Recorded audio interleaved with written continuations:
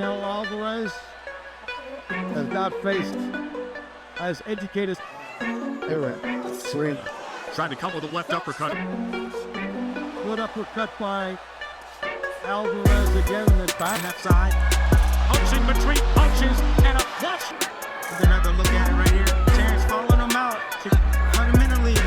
Coming out. Yesterday's blockbuster press conference in Riyadh officially ignited the global hype for what's shaping up to be one of the most significant fights in modern boxing history. The brilliant CV of Canelo in the last 20 years, he's in the ring, he fight everyone. Canelo Alvarez versus Terence "Bud" Crawford, set for September 13th, 2025, at Allegiant Stadium in Las Vegas. The atmosphere was electric as two of the sport's most elite fighters stood face to face with the world watching and the stakes sky high. Undisputed glory on the line.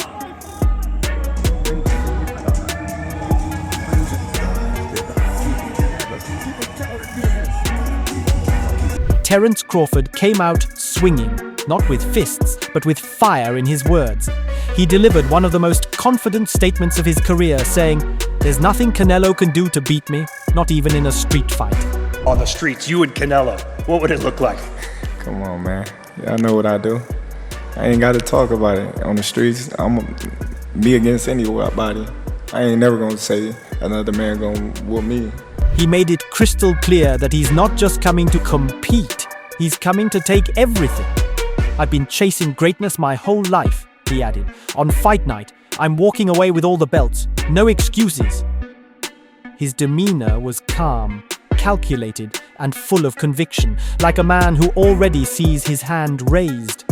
For sure, them belts coming with me. They coming home with me. I'm telling you right now. You can see it, but it's gonna be difficult. You take it to you. I'm taking them. Canelo, however, didn't flinch.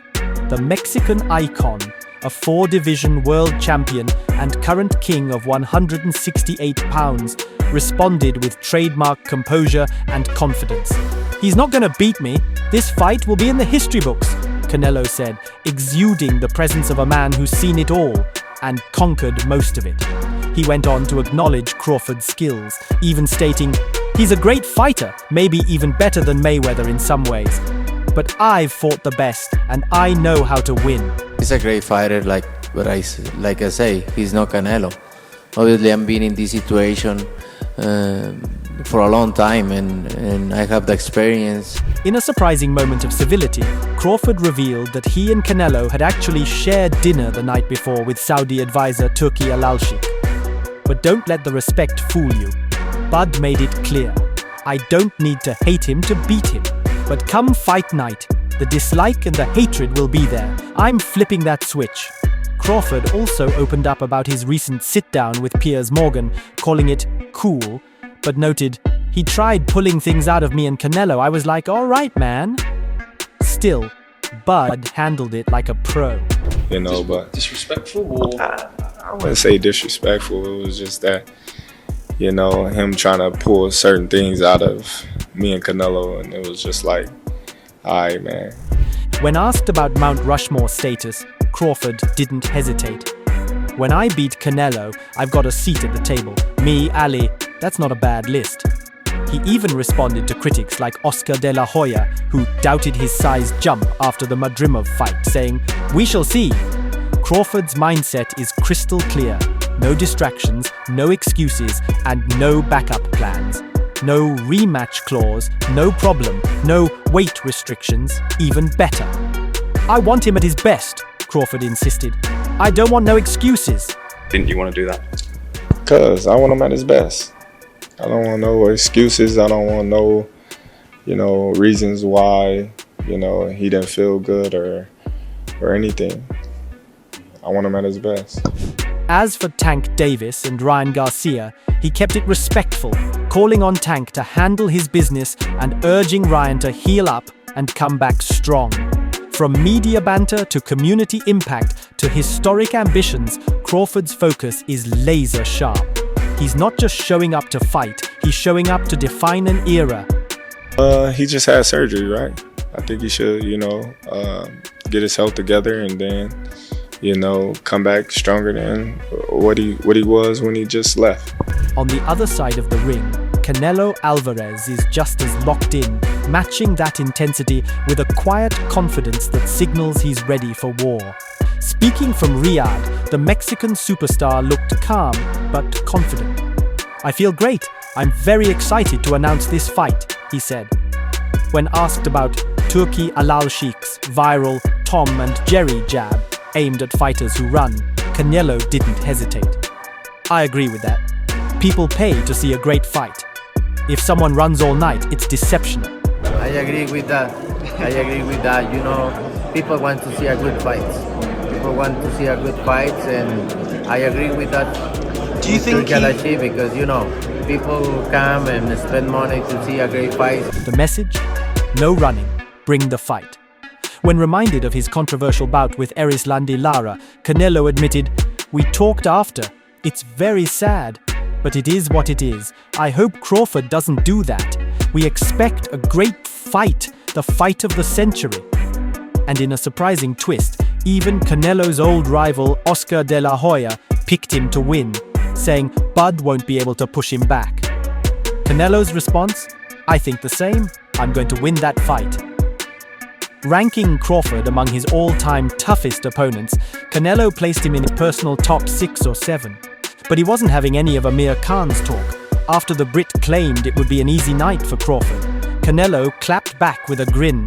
"Let's see, September 13th, we can make a bet." Let's see, September 13th. We can make a bet. It is what it is. I know. I hope not. Because we expect a great fight, the fight of the century, right? So I hope not. But when it comes to pure analysis and raw fight breakdown, trainer Derek James had perhaps the most chilling insight yet. Derek James isn't sugarcoating it. Canelo Alvarez better be ready, because Terence Crawford's speed could flip this whole fight on its head. Speaking with calm precision, James broke down what many fans are overlooking. While people are hyped about the star power, James is focused on the matchup, and what he sees is dangerous for Canelo. "This isn't just any fighter," he said. "Crawford is smaller, yes, but that's exactly what makes him faster, more athletic, more explosive." I don't know what, I saw that fight or whatever, but I'm just saying the faster you are, the smaller you are, the faster you are. That's why a little bitty guy can come in the gym and spar a big guy and beat him up. James explained that while Canelo is the naturally bigger man, that size advantage won't mean much if he can't match Crawford's timing. Canelo has to be the bull in this one. He has to be aggressive, sharp, and have his timing on point, he emphasized. Because if he's even a second too slow, Crawford's gone. He'll be behind him all night. And he pointed to the stark contrast in styles.